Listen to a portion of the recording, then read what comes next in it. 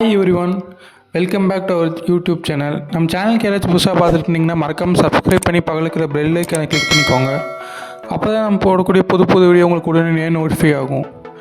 சரி கைஸ், இன்றைக்கி நம்ம என்ன டாப்பிக்கை பற்றி பார்க்க போகிறோம்னா பிரமிட்ஸை பற்றி சில அற்புதமான ஃபேக்ட்ஸ் தான் இந்த வீடியோவில் பார்க்க போகிறோம். சரிங்க, ஒவ்வொன்றா பார்க்க ஆரம்பிச்சிடலாம். ஃபேக்ட் நம்பர் 1, நம்ம இதுக்குள்ளே பிரமிடு தான் வந்து கிட்டத்தட்ட 3800 வருஷமாக வந்து மேன்மேட்லேயே மனுஷனாலே செய்யப்பட்ட பெரிய ஸ்ட்ரக்சருங்க. இது கிட்டத்தட்ட 1311 வரைக்கும் இதாங்க இருந்திருக்கு. இங்கிலாண்டில் லின்கோலன் கேட்டல்னு ஒரு ஏரியாவை கட்டுற வரைக்கும், ஒரு பில்டிங் கட்டுற வரைக்கும் இதாங்க மனுஷனாலே கட்டப்பட்ட மிகப்பெரிய ஸ்ட்ரக்சர்.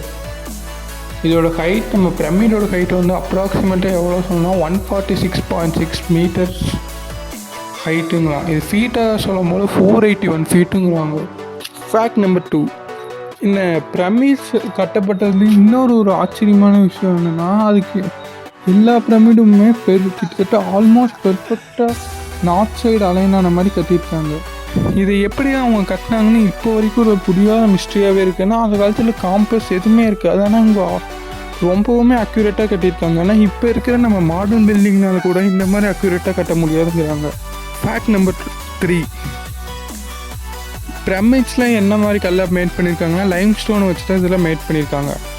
ஒரு லைம் ஸ்டோன் வந்து கிட்டத்தட்ட 2.5 டன் to 15 tons வரைக்கும் எடை இருக்குங்கிறாங்க.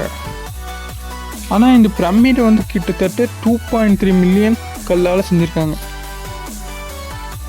இது வந்து கிட்டத்தட்ட மிகப்பெரிய நம்பர்ஸுங்க இந்த காலத்தில் எடுத்து பார்த்தாலும். ஃபேக்ட் நம்பர் 4, என்னதான் பிரமிட் வந்து எஜிப்டோட மிகப்பெரிய ஒரு அடையாளமாக இருந்தாலும், பட் இது வந்து சில ஒரு பிரமிட்ஸில் வந்து ஒரு நம்ம தமிழர்களாட்ட வந்து அவங்க எதுவும் வந்து குறிப்பில்லை, விரிவாக அவங்களோட கலாச்சாரங்களை பற்றி எதுவுமே அங்கே வந்து டீட்டெயில்ஸில் அவ்வளவும் கிடைக்குது. பிரமிட்ஸ் வந்து ஏன் வந்து சைன் ஆகுதுன்னா, அவங்க நம்ம முன்னாடியே சொன்ன மாதிரி அந்த லைம் ஸ்டோன் வந்து லைட்டாக பாலிஷ் பண்ணி அவங்க வந்து அதை வந்து பில்ட் பண்ணியிருக்காங்க. இது வந்து சன்லைட்டில் வந்து இது சன் வந்து இதில் இது படும் போல் இது மிரர் ஆட்டர் ரிஃப்ளெக்ட் ஆகும். இதை வந்து ஏன்ஷியன்ட் பீப்புள் வந்து இப்போ இக்கெட்டுன்னு கூப்பிட்ருக்காங்க. இக்கெட்னா க்ளோரியஸ் லைட்டுன்னு அர்த்தம், அற்புதமான வெளிச்சம்.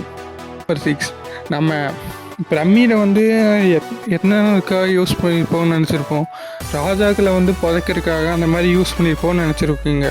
பட்டு சில பேர் இதை என்ன அஸ்யூம் பண்ணுறாங்கன்னா, பிரமிட் வந்து ஒரு பவர் பிளான்ட்டாக செயல்பட்டுருக்கலாம், இல்லைன்னா வந்து பேற்றுகிறதோடு நம்ம தொடர்பு மேற்கொள்ள இதை யூஸ் பண்ணியிருக்கலாம், இல்லைன்னா நம்ம ஃப்யூச்சர் சிவிலைசேஷனுக்கு ஒரு மெசேஜாக கூட இது வந்து விட்டுட்டு போயிருக்கலாங்கிற. ஃபேக்ட் நம்பர் 7, இந்த 3 பிரமிட்ஸ் அட் கீஸா இருக்கிற 3 பிரமிட் வந்து ஓரியன் பெல்ட்டுங்கிற அந்த ஸ்டார்ஸ் 3 ஸ்டார்ஸ் வந்து ஓரியன் பெல்ட்டுக்கு இந்த 3 ஸ்டார்ஸ் கூட அலைன் ஆகுதுங்கிறாங்க.